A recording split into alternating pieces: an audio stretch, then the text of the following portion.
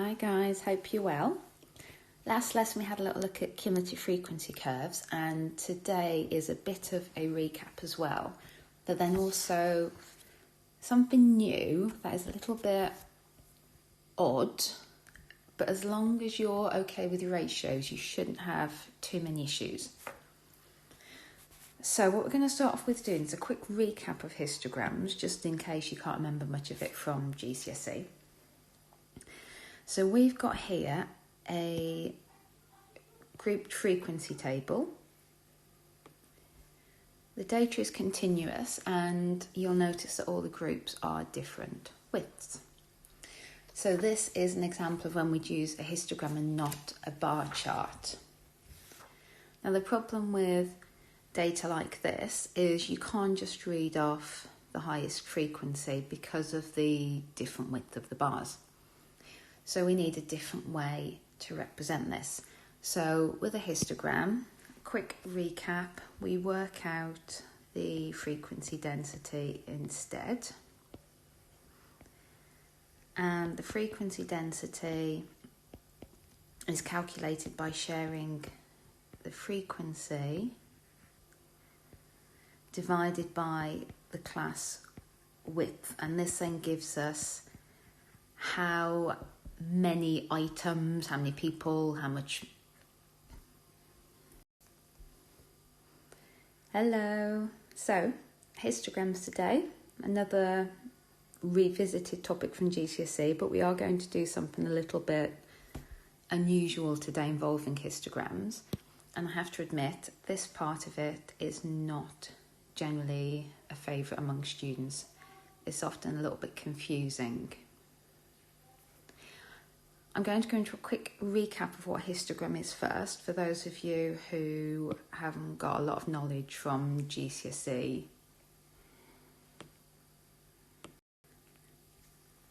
Hi guys, we're looking at histograms today.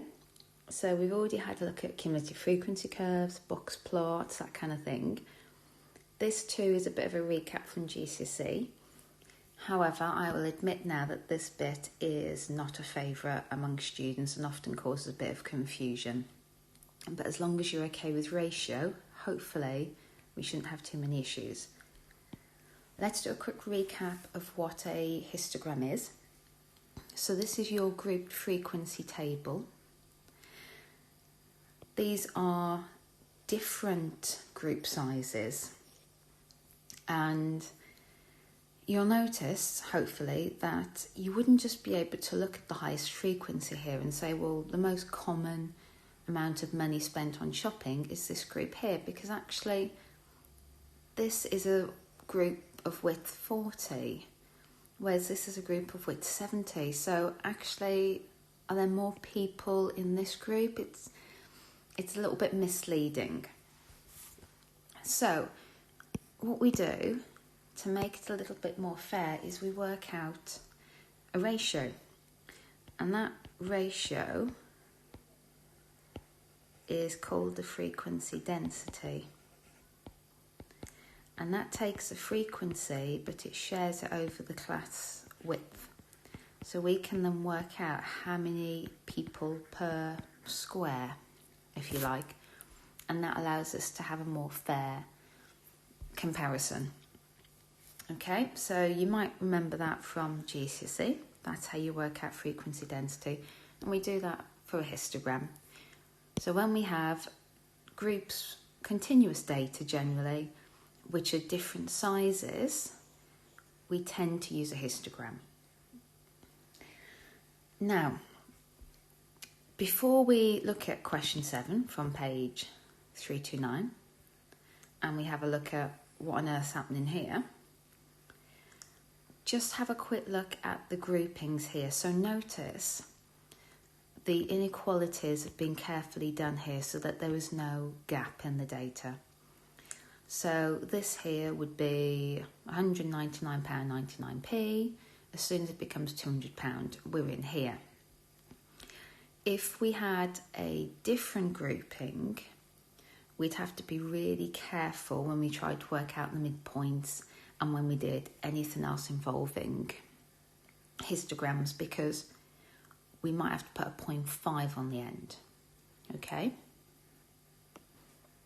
So for example, if you had a group like this,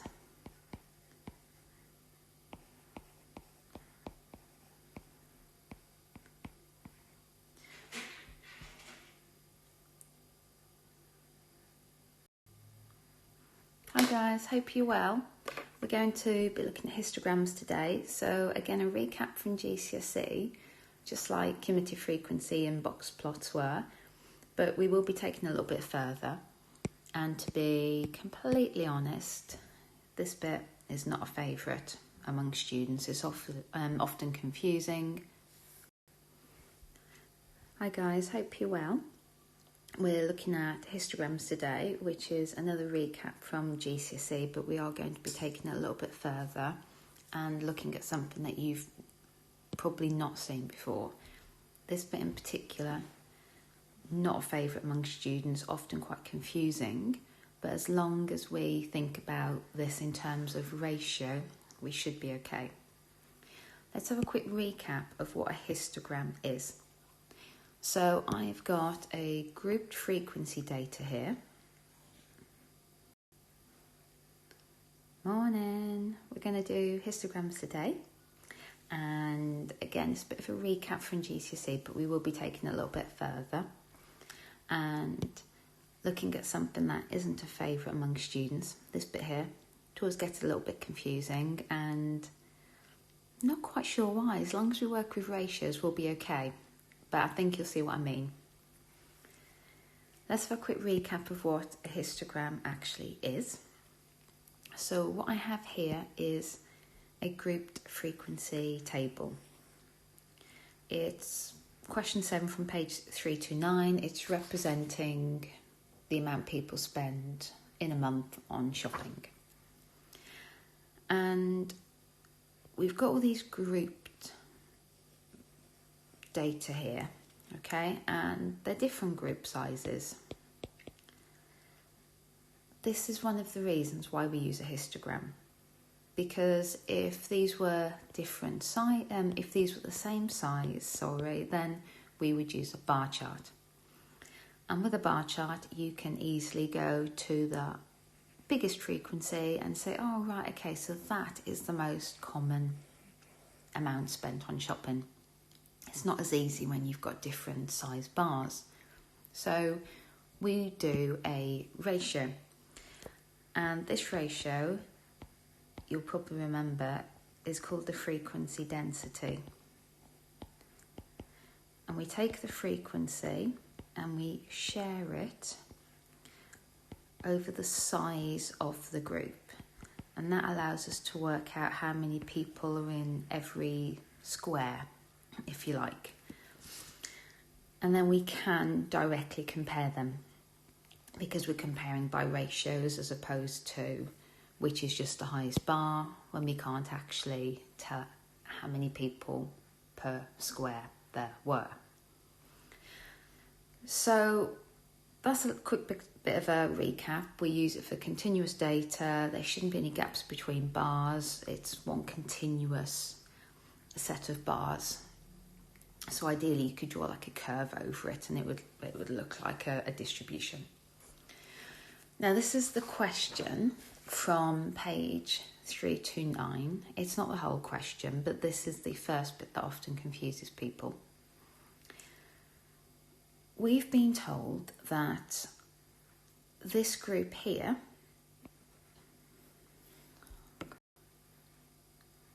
Hi guys, hope you're well. Today we're going to look at histograms, which is a bit of a recap from GCSE, but also we're including some new content, which is this in particular. And this is not a favourite among students. It is often confusing, seems a little bit odd, but as long as you're okay with ratios, this bit shouldn't be too bad.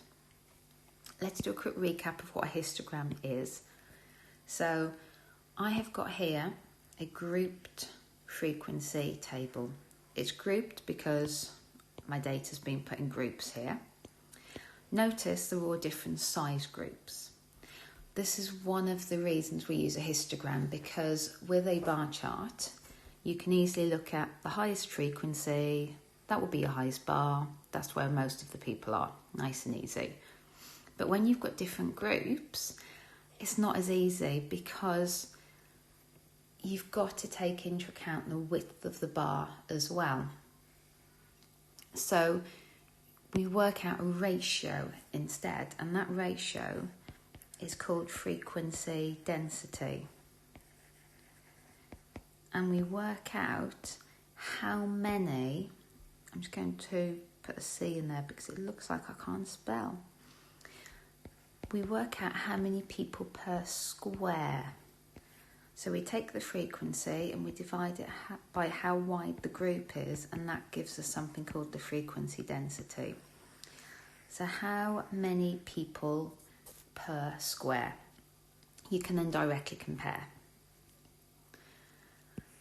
Notice here, these groups have been put together very neatly, very specifically. There's no gap here. So if you spent £199.99p, you'd go in that group. If you spend £200 exactly, you'd go in that group. So we haven't got to worry about 0.5s here. And actually in the exercise, I think they've done that for most of them. They've made the questions really neat. There isn't a gap. Things have been rounded up, so you don't have to worry about this 0.5. However, if by any chance you get a question that looks a little bit like this, so I haven't got the inequalities here, but let's say that's your grouping instead. Put the wrong number in there. So that's 6, that's 20. So I've just changed these two groups slightly. You'll notice here there is a gap. So if you spend £199.50, where do you go? So in this case, we'd have to be really careful, and that would actually be 0 to £199.50, and this would be £199.50 up to £240.50. Okay, £199.50 would be in this group here, £199.49 would be in there. So we could change it to put £199.49. We could, that's fine. Or you could write it like this. Just be careful. Okay, so here it's not a problem, but here there would be. You'd have to think about including a 50 pence in there as well to make sure that there's no gap. Okay? Right, let's look at this question now. So this is part A. It gives you this piece of information here. So this rectangle over here, 200 to 240, this is going to be represented by a rectangle. So when you draw it on the histogram, this group here that starts at 200 and ends at 240 is going to have a width of 2 centimetres and a height of 7 centimetres. Part A of the question says, calculate the width and height of a rectangle representing the group 280 to 350. Okay, lovely. So this is what I've got to figure out. I need to know the width and the height of that bar there. I'm going to fill in all the information I know first. So here I know that the frequency is 20, and I know that the frequency here is 24. I also know the class width here is 40, so it's the difference between 240 and 200. And again, if you did have any 0.5s in here, you'd have to take that into account. So if this was £240.50 and £199.50, your class width might well be different. So just bear that in mind when you look at the questions. Is there going to be a 0.5 in there at all? Here there isn't, so my class width is just 40. And over here, the class width is 70. So to work out the width first, the width here is 2 centimetres, and it's 2 centimetres when we've got a class width of 40. So all that's happened there is we've taken the class width and we've divided it by 20, and that gave us 2 centimetres. So that's what I'm going to do over here. I'm going to take my class width of 70, divide it by 20, and that'll tell me how wide my rectangle should be.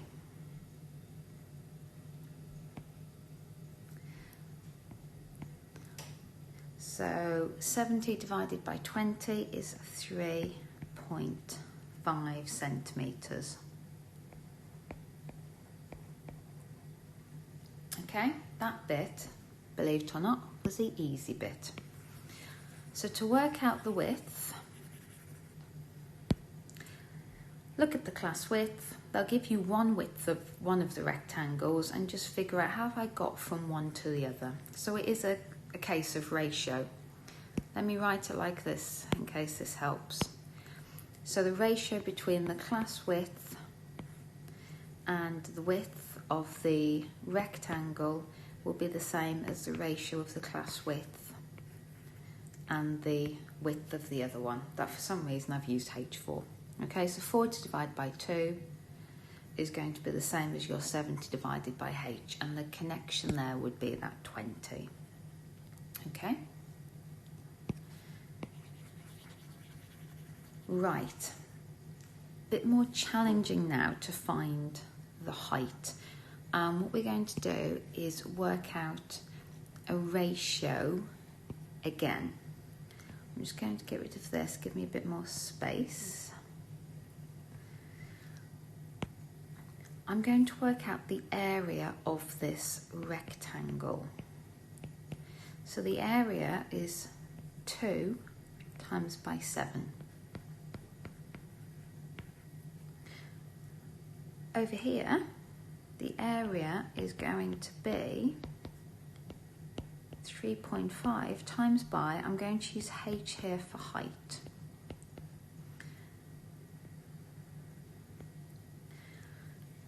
And again, we can use the idea of ratios here, because the ratio between the area and the frequency should be equal to this area and this frequency. So I'm going to write myself a little ratio here. So the area divided by the frequency. So I've got area from here, frequency from here, is going to be equal to this area divided by that frequency. You could have it the other way round, but it's quite nice to have it this way round because the thing I'm missing is on top. Just a bit of rearranging here. 14 divided by 20 times by my 24, then divide by my 3.5 will give me my H. H comes out to be 4.8 centimetres. So let me just recap that for you. So in the question, they will give you one of the bars.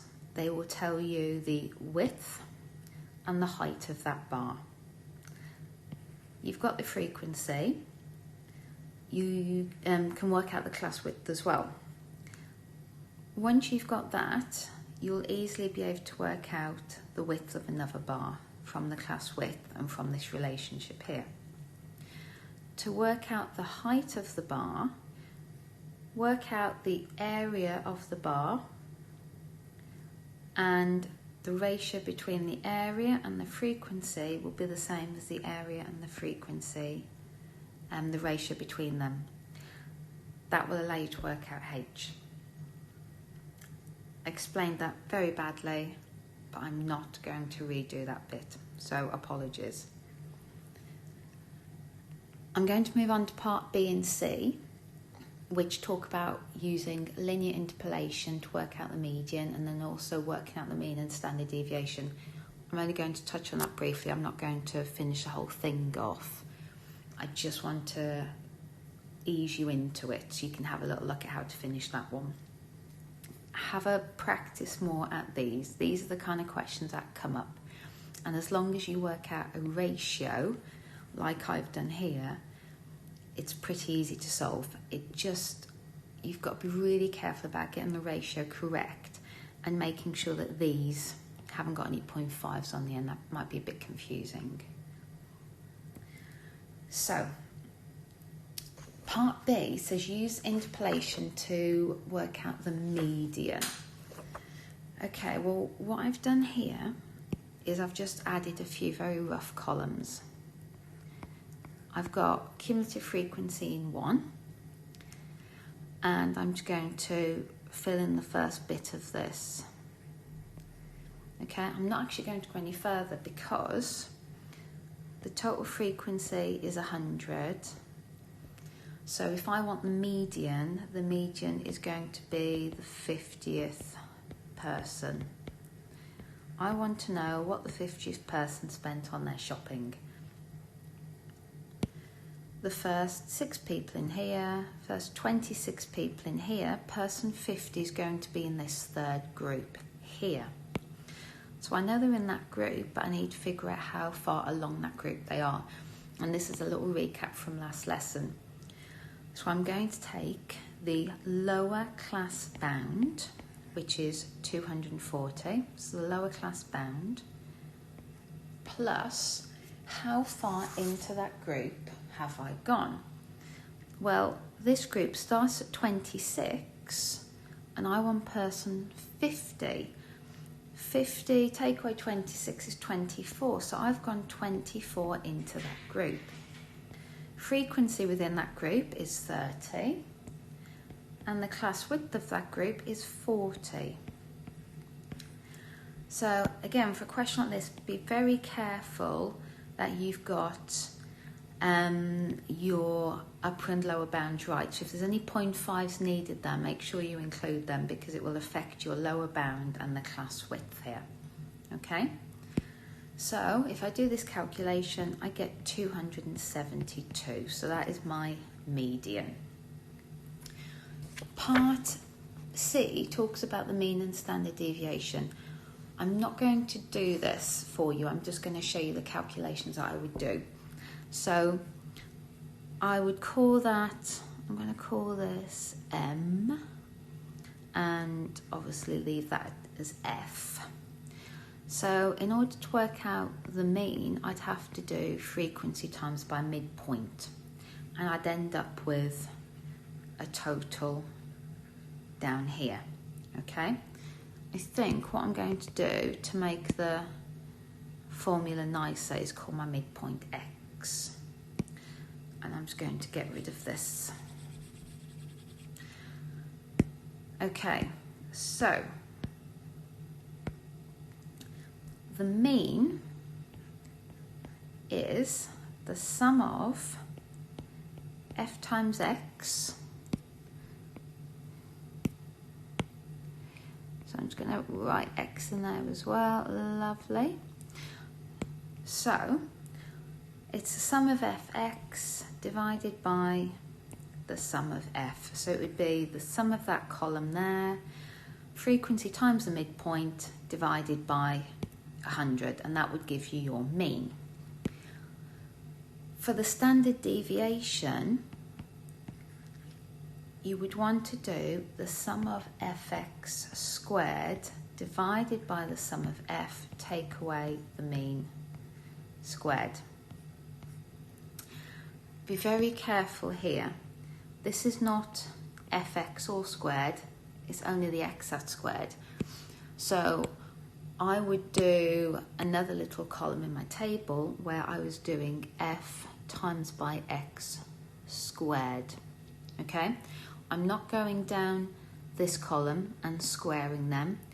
I'm actually taking F times X and I'm timesing it by X again. So it's F times X squared.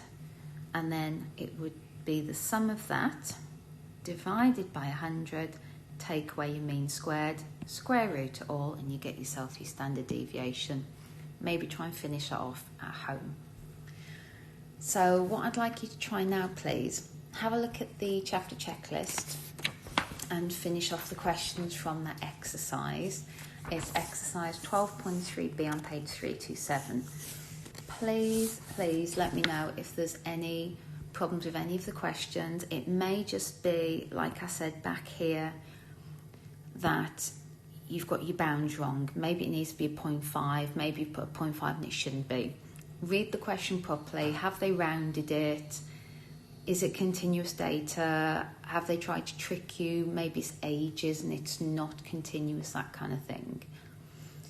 Have a work through it. Any problems, let me know. Because after that, it's lovely work on scatter graphs, regression lines. You will need your calculators handy for that bit as well. Okay? Right, best of luck. I'll speak to you again soon. Bye.